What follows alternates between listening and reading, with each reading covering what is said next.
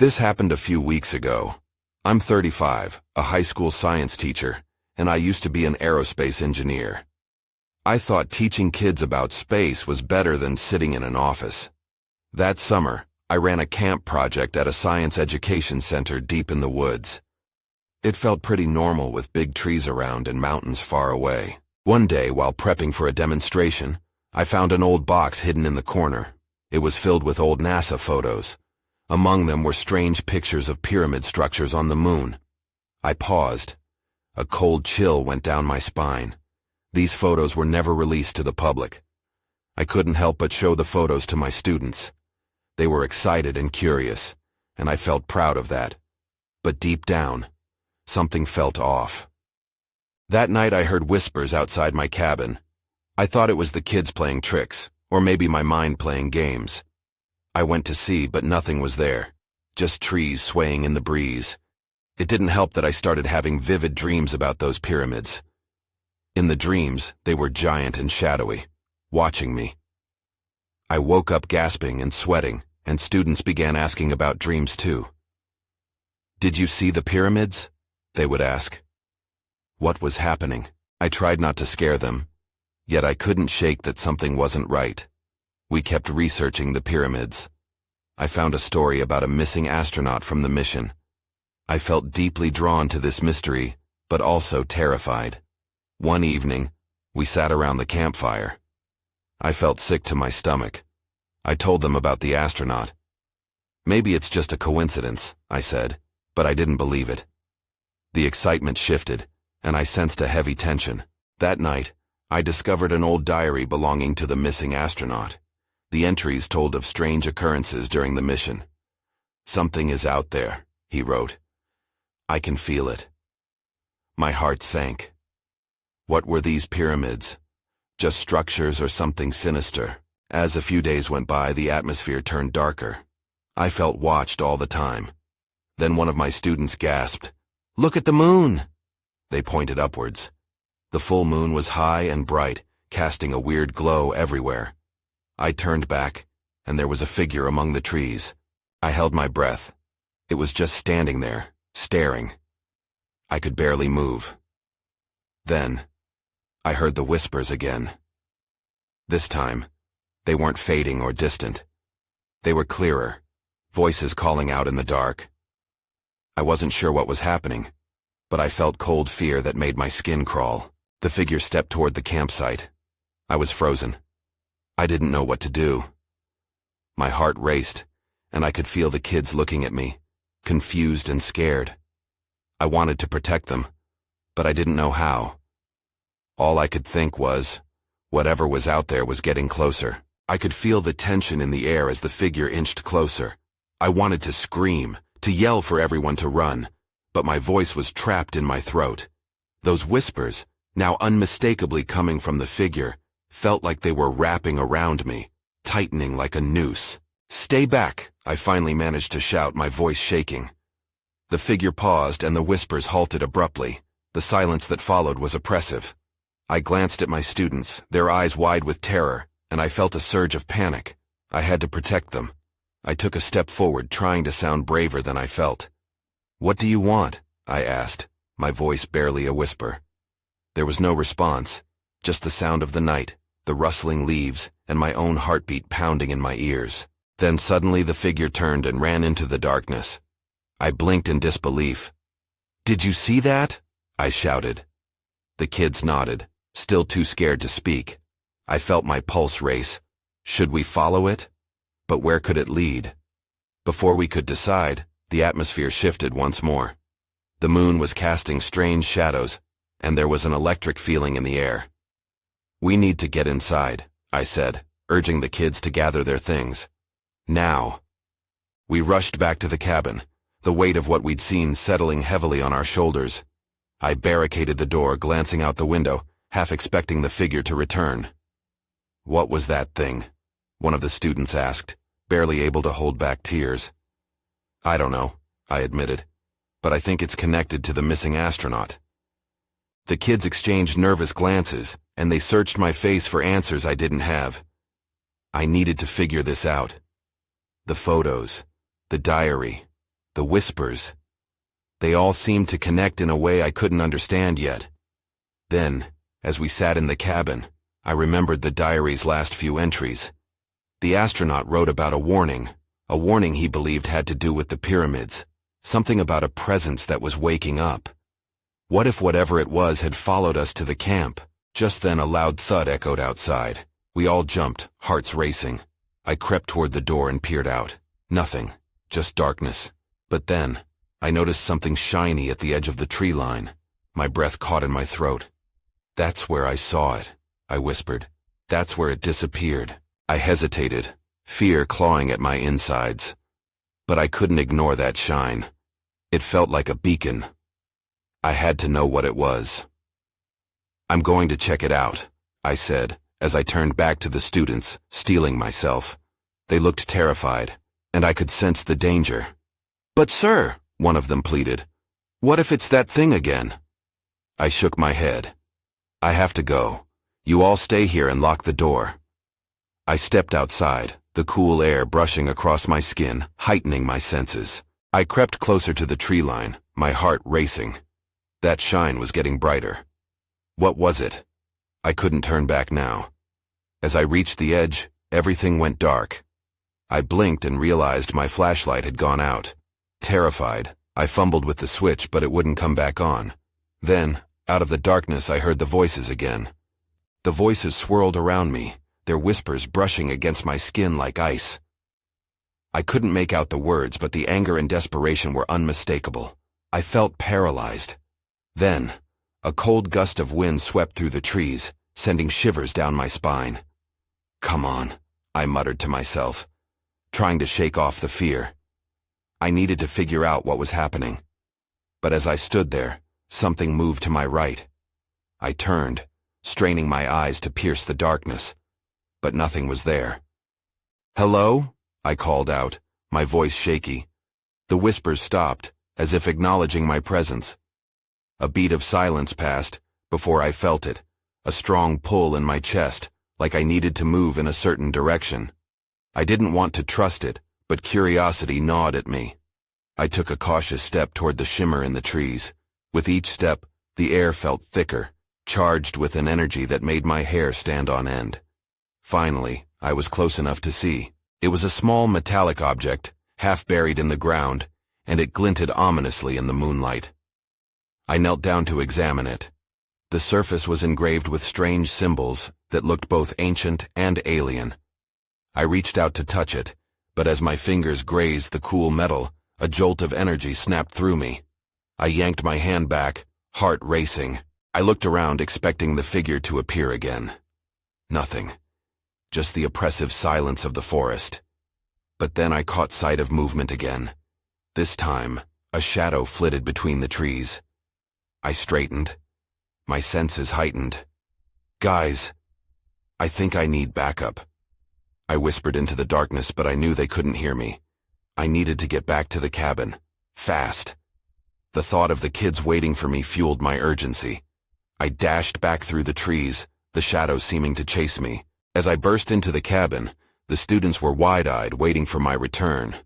"What did you find?" one of them asked, peering past me into the night. "Nothing. Just a thing." I panted, trying to catch my breath. Their faces were a mix of fear and anticipation, and I knew they could sense the urgency in my tone. "But I think it's important. I think it's connected to whatever that figure was." "But what does it mean?" Another student pressed, anxiety creeping into their voice. "I don't know yet," I admitted. "But we need to figure it out. I need the diary." As I rifled through my bag, I felt a sudden chill in the air, like a door had opened. That was when I heard it again. A louder whisper, more defined now. "Help us." The hairs on my neck stood up, and a knot formed in my stomach. No, this can't be happening. I looked at the kids. Their expressions mirrored my fear. "Did you hear that?" I asked, voice barely above a whisper. They nodded, eyes wide. "Something is trying to reach out to us, but we need to hurry. We have to figure this out before it's too late." My mind raced with possibilities. The connection to the missing astronaut, The warning in the diary, and that object in the woods, it was all tied together. But how? Suddenly the door rattled. Panic surged as I rushed to barricade it. Whatever was out there wasn't done with us yet. I needed to protect my students. But deep down, I sensed that our only way out was to uncover the truth. It was time to confront whatever lay ahead, and I could only hope we wouldn't regret it. I slammed the door shut, my heart thundering in my chest. The noise from outside startled the kids even more. I could see their faces shifting from curiosity to outright terror. "Everyone, sit tight. We need to stay calm." My voice trembled, but I tried to sound authoritative. As I shoved a chair against the door, I could hear the whispers intensifying outside, swirling around the cabin like a storm. The sound gnawed at my sanity. I turned quickly to the students.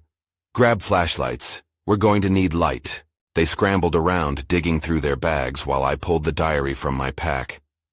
Flipping it open, I searched for clues. Images of the object I had found flickered through my mind. Something about the diary felt important, and I hoped it would provide answers. "Okay, focus," I said, glancing up as they gathered close. "We need to look for anything that connects to that object. Any mention of symbols, artifacts, anything." Then I spotted it. On the page was an illustration of a similar object. "Look here." I pointed to the drawing. "This symbol, it looks almost identical." "What does it say?" one of the students asked, squinting at the faded ink. I scanned the text, heart racing. "It's talking about an ancient civilization that was rumored to have existed on the moon. They built structures, pyramids, and they're said to have been able to communicate with other realms." My voice faded as I felt overwhelmed by the implications. "Other realms?" a girl asked, her brows furrowing. "Yeah, as in portals or gateways." "This is bad," I whispered to myself, suddenly feeling the weight of the unknown pressing down on me. Just as I tried to absorb this new information, the door rattled again, more violently this time. Everyone jumped.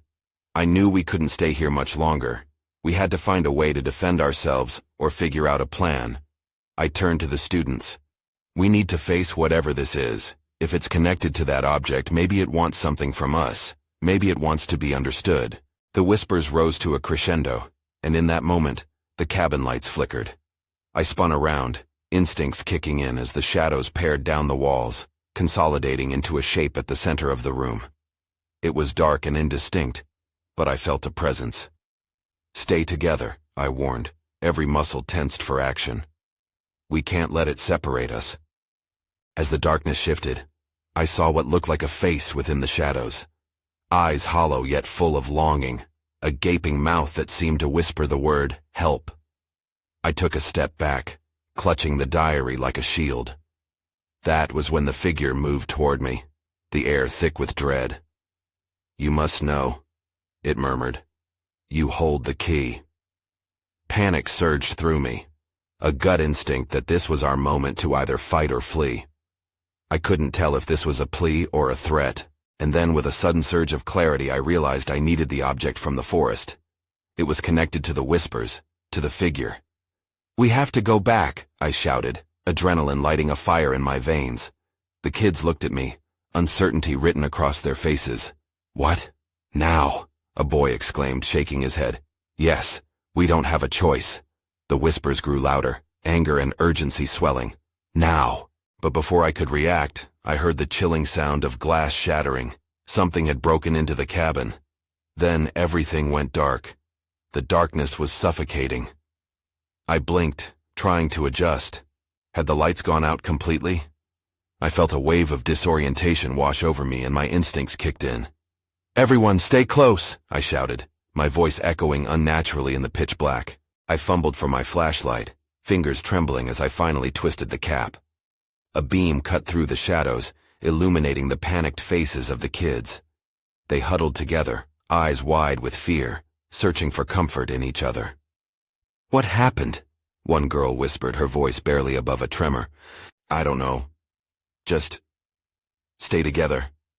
I flipped through the diary again, aware the whispers were morphing into a low growl. Fear clawed at my mind. What was happening? I needed that object. It was our only chance.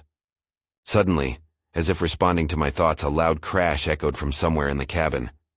The sound sliced through the darkness like a knife. I jerked my head toward the source, forcing the flashlight to beam in that direction. My heart raced as I saw something in the corner of the room, an unmistakable shape moving swiftly. "Who's there?" I shouted, voice cracking. The dark form froze, but then it melted back into the void, like smoke dispersing in the wind. "Please," a voice whispered, soft as silk yet edged with desperation. The whisper crawled under my skin. "You must understand. It is your destiny." "What do you want?" I yelled back, trying to sound braver than I felt. Another crash erupted, this time from the far side of the cabin.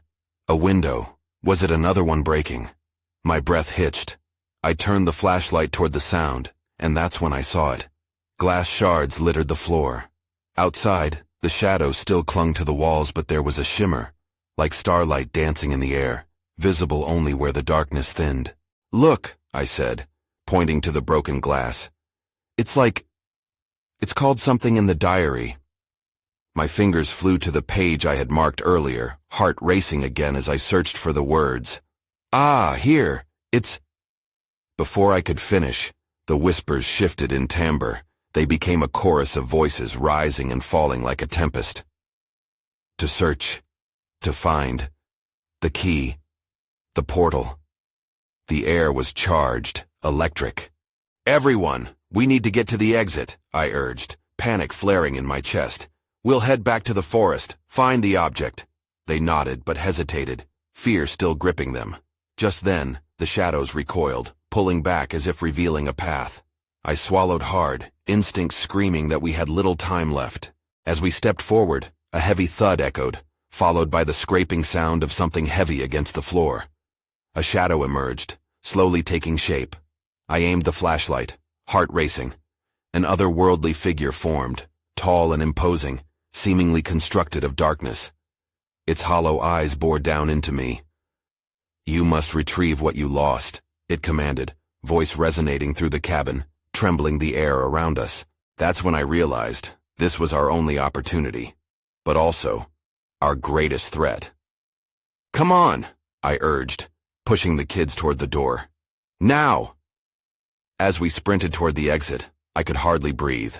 We couldn't let the darkness overtake us. We had to escape and uncover the truth about that object before it consumed us. We burst through the door, the night air slapping against our faces like a waking dream. I could hear the branches snapping under our rush, the chill cutting through the panic and making my limbs feel alive. "Stay close! Stick together!" I shouted again, instinctively gripping the diary under my arm. The forest loomed ahead, trees twisted into grotesque shapes against the moonlight. I felt the weight of eyes on us. It was as if the shadows were reaching, creeping along the ground, desperate to drag us back into the cabin.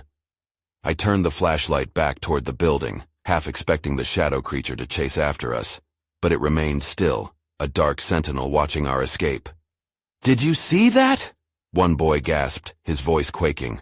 "What was that thing?" "I don't know, but we need to move," I replied, desperately scanning the clearing for any sign of the object mentioned in the diary. I could feel the urgency gnawing at my insides. We raced deeper into the woods, branches clawing at my skin, and the whispers hung in the air like a heavy fog. Everything felt wrong. I glanced down at the diary. My fingers trembled against the pages, searching for anything that could give us direction. "Here," I blurted, finding a map drawn in uneven lines. "It's leading us to the graveyard of the lost?" The word struck me, an eerie sense of dread flooding in. How could a place like that hold the answer we needed? "What does that even mean?" one girl asked, her breath hitched. "Maybe it's where the object is," I replied, my voice taut. "We have to trust it. We don't have any other option." "Wait," another kid said, frowning at the map. "What about the whispers? They were talking about portals and keys. What if we're headed into something worse?" My heart sank at the thought. Were we walking into a trap? But there was no time for doubts. "We have to try. We can't go back. If we don't retrieve what we lost, we might lose everything." Suddenly, A loud crack echoed from behind us. I spun around, the flashlight beam dancing wildly, but nothing was there. The woods felt oppressive, breathing around us, pressing down like an unseen weight. I could almost hear the whispers again, now sharper, demanding. "Run!" I shouted, urgency coursing through me. We bolted towards the map's destination, adrenaline propelling us forward. I didn't look back, but I could feel the darkness chasing, relentless. The trees thinned out ahead, and the air shifted, growing colder. In the distance, I thought I could make out a clearing glittering with reflected light. Hope flickered within me, but it was dashed when another crash split the night. A tree crumbling behind us, its roots ripping free. "Keep going!" I yelled, pushing the kids forward. But they hesitated, fear holding them like a vice. And that's when I saw it, a glimmer in the underbrush. A shape unlike the others, almost beckoning. It looked like a key, twisted with strange symbols, half buried in the soil. Was this what the whispers meant? "Over there!" I cried, running toward it. When I reached down, though, I felt a cold breath against my neck. Slowly I turned, my heart sinking further into my chest. We weren't alone. I spun around again, adrenaline flooding my veins. The figure loomed close, a silhouette against the trees, its form indistinct but unmistakable. A breath caught in my throat. "Who's there?" I called out, trying to sound braver than I felt. My voice trembled. There was no answer, just the rustle of leaves as it moved. I turned back to the kids, their faces pale and wide-eyed. "We have to go, now," I urged, yanking the key from the earth. It was heavier than I expected, the symbols cold against my palm. As we took off again, I could feel the shape trailing us, weaving between the trees. I didn't dare look back, fearing the sight would shatter my resolve. The whispers grew louder, twisting through the trees, calling to me. They didn't want us to escape. "Where are we going?" one girl shouted over the din, barely keeping pace. "The graveyard," I replied, my breath coming in short gasps. "We just need to reach the clearing. The map says it's close." The woods shifted around us, the path uncertain. Dark branches clawed at my arms as if trying to keep me from the key. I surged forward, pulsing with urgency. If we reached the object, perhaps we could stop whatever was pursuing us. Suddenly, the ground beneath me dipped sharply, and I stumbled into a hollow. I felt the air crackle around us, and the faint shimmer of light beckoned us into a narrow gap between the trees.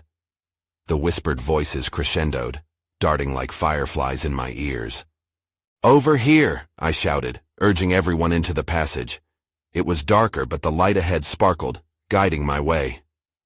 As we neared, my heart sank again. Beautiful stones stood at the edges, tombstones adorned with symbols that echoed the key's engravings. The graveyard of the lost. We had made it, but at what cost?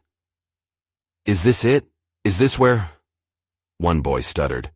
"Yes, the key must belong here," I said, desperation edging my words. I approached a large stone in the center, its surface smooth and inviting. It was different from the others, radiating an energy that both intrigued and terrified me. I stepped closer, clutching the key. A feeling washed over me, an overwhelming pull. "I think we need to place it here," I said, my hand trembling. The whispers grew frantic, rising to a fever pitch. "What if it's a trap?" another warned, glancing back nervously. "It's our only option. We have to—" I started, but then everything shifted again. The shadows elongated and warped around us. In a cold rush, the figure spilled into the clearing, blocking our path. "Stop!" It was a voice, deep and echoing, reverberating through our very bones. Panic surged. Our escape was cut off. I raised the key as if it could protect me. "What do you want?" I demanded, though my voice wavered. The figure stepped closer, revealing itself in the light. My heart plummeted to my stomach. It was a face twisted with sorrow and rage. The whispers intensified, urging me to act. But fear gripped my limbs. What awaited us if we confronted the creature? I had a decision to make. I stood frozen, the key gripped tightly in my hand. The whispers swirled, a chaotic song in my ears, urging me to take action. The figure loomed ominously, its face a mask of anguish. "You're not supposed to be here," it rasped, a strange mix of sorrow and fury layering its words, each syllable stirring something inside me. "What do you mean?" I asked, nearly choking on my own fear. "We have to be here." The ground felt more alive than ever beneath my feet, pulsing with an energy that seemed to resonate from the tombstones. Each monument was a silent witness to countless stories, but now they felt charged with an eerie anticipation. "Leave this place," the figure roared, its voice clawing at my resolve. "You disturb the slumber of the lost." I glanced back at the kids, their faces pale but resolute. "We can't leave yet," I said, a surprising steadiness in my voice. "The key. It has to fit somewhere." The anger in the figure's expression faltered, flickering like a candle's flame. "You cannot play with forces you don't understand," it warned, stepping closer, shadows pooling around its feet like dark ink. "Remove it, or face the wrath of the forgotten." I hesitated, heart racing. The key felt heavy, its markings pulsing faintly in my grip. What if it really was a trap? The chance of awakening something worse loomed over us, but the whispers suggested otherwise, guiding my thoughts, promising that the key belonged to this very ground. Then, I noticed details etched along the tombstones, similar symbols to those on the key. "Wait," I said, more to myself than anyone. "What if the key doesn't just unlock something? What if it's meant to unite something here?" "What do you mean?" one of the kids asked, anxiety creeping into her voice. I stepped toward the stone I had approached before, drawn to its smoothness. "What if we're supposed to return something lost?" "Are you insane? We can't trust that thing," another shouted, pointing a trembling finger at the figure. "I'm not saying we trust it, I need to find out," I replied, taking another step forward. The figure shifted, uncertainty flashing across its tortured face. In that moment, desperation surged within me. "You lost something, didn't you?" I challenged, narrowing my eyes. "Tell me what it is." The figure recoiled, conflict evident in its eyes. "Why should I tell you?" it asked weakly. "You're nothing but trespassers." "It could help us," I insisted, my heart pounding. "Maybe your loss is tied to the whispers. If we return what belongs to you, maybe we can leave in peace." The creature studied me for a long moment, the tension rising like a tide. I barely breathed, afraid to disrupt the fragile conversation. Then, the figure took a step back, a flicker of something like hope glimmering in those sorrow-stricken depths. "You wish to help?" it murmured, as all the voices seemed to quiet for the first time. That's when I saw it, a faint outline materializing behind the figure. A glowing shape suspended in the air, looked both familiar and otherworldly. I had no clue what it was, but as it hovered there, beckoning, something deep inside me urged that this was our last chance. "I need to know what it is," I whispered, half to myself, half to the figure. "Then you must decide," it said slowly. "Will you risk it all to restore the balance?" Before I could answer, the glowing shape flickered and began to fade, its light dimming like a dying star. I had a decision to make. The moment hung in the air, heavy with possibility. I felt the key grow warmer in my hand, pulsing in time with my heartbeat. The glowing shape trembled, casting eerie shadows around us. I took a deep breath, knowing something had to be done. "Wait!" I shouted, surprising even myself. The figure hesitated, caught between its distrust and the hint of hope I had seen earlier. "If we don't do this now, what happens to you? To us?" My voice rang out, breaking through the tension like a lightning bolt. The whispers seemed to surge, encouraging me, pushing me onward. The figure turned its terrible gaze back on me. "What do you truly seek?" it asked, a crack in its fierce facade. "The truth? Or power?" I almost stumbled at the weight of the question.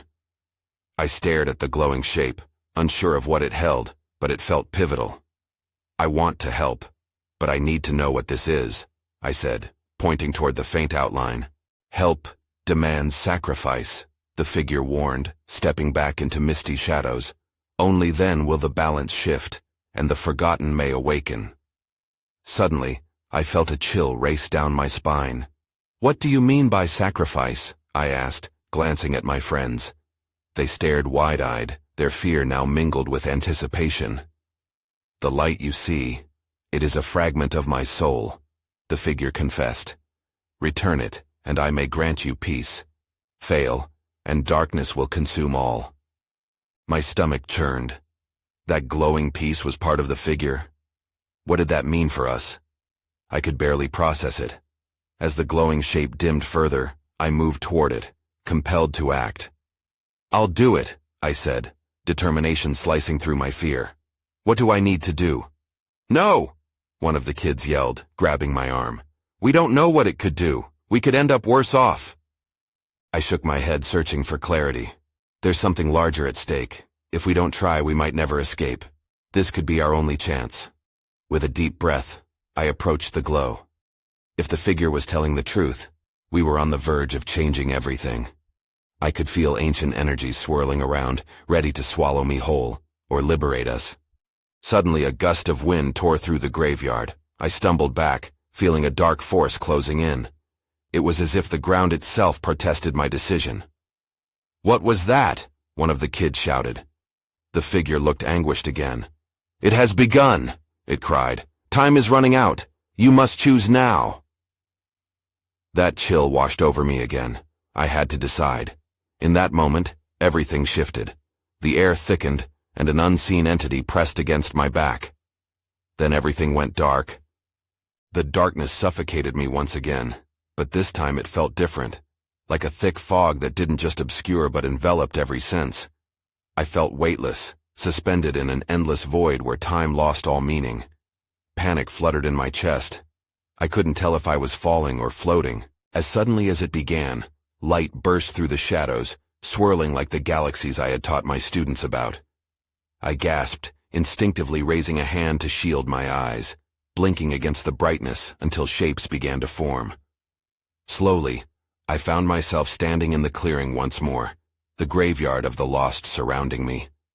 My heart thundered as I spun around, searching for my students. "Everyone!" I shouted, but the sound felt stifled, absorbed by the air around me. Where were they? Suddenly, I caught sight of them flanking me, looking dazed and confused like they had just emerged from a dream. Relief flooded through me. "Are you all okay?" "Yes, but what just happened?" a girl breathed, scanning the clearing. I don't know," I stuttered, my mind reeling with confusion. I clenched the key in my hand, feeling its warmth pulse. "I think we went somewhere else." The figure rematerialized from the shadows, darker than before yet undeniably present. Its hollow eyes bore into mine, urgency crackling in the air. "You've returned. But to what end?" I'm not sure. What do you need?" My voice trembled, but I braced myself to confront whatever came next. "Will you return the light?" it asked, aware of the glowing fragment that flickered nearby, still pulsing with energy. "Yes, I want to return it. But what happens when I do?" "Balance must be restored," the figure said softly. "The lost cannot linger indefinitely, yet fragments of their souls may not set them free. Sacrifice is a cost for the truth." Questions raced through my mind. Sacrifice what? Would we have to give something in return?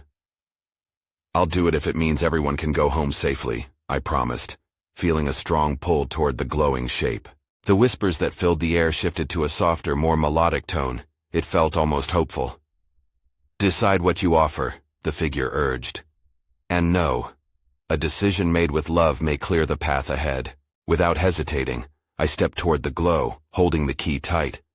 I didn't want to think about what sacrificing something meant. I willed my focus into the warmth of the key, imagining the connections I had formed with the students, my purpose as their teacher. "I'll give my courage," I said, a sudden clarity washing through me. "I'll hold on to it for them." As I spoke, I reached for the glow, feeling an electric pulse pass through me. My hand connected with the warmth, the light melding with my heartbeat before rising into the air. The creature's expression shifted, sorrow shifting to strength. "You choose sacrifice," it said. But know this, not all will survive. What do you mean? I rasped, panic swelling again. We'll be okay, won't we? Balance demands its price. Suddenly, an earth-shattering rumble echoed through the graveyard. I staggered, feeling the ground quake beneath our feet. Dark shadows stretched and convulsed, aimed as if ready to fuse into a single mass of despair. I felt a surge of resistance course through me. But with the whispers rising to a chaotic frenzy, I questioned if it was enough. I grasped the glowing light, feeling it pulse in rhythm with my heart. "Please don't go," I shouted, afraid of what would happen next. I could start to sense every emotion we had felt at the camp, fear, excitement, uncertainty, swirling together. But the glow began to puncture through the heavy darkness, rising higher as the shadows fractured. "Those who have lost their way may yet find it," the figure murmured, its voice resonant with the vibrations of the graveyard. "The truth will always remain." With a sudden crack, the light burst free from my grasp. I struggled against the pull of its warmth, the intangible strings of our fate tangled within its glow. Everything exploded in light, fragments of shadow and brilliance colliding until the air was filled with chaotic force. And then, quiet. Sound returned slowly, the whispers fading like echoes caught in the distance. I gasped for breath, my heart racing, and looked around. The graveyard was silent, the shadows retreating, and a sense of tranquility fell over the clearing. But the figure was gone. "Where did it go?" I murmured, scanned the graveyard desperately. The students awakened from their stupor, blinking and confused. "Are we alive?"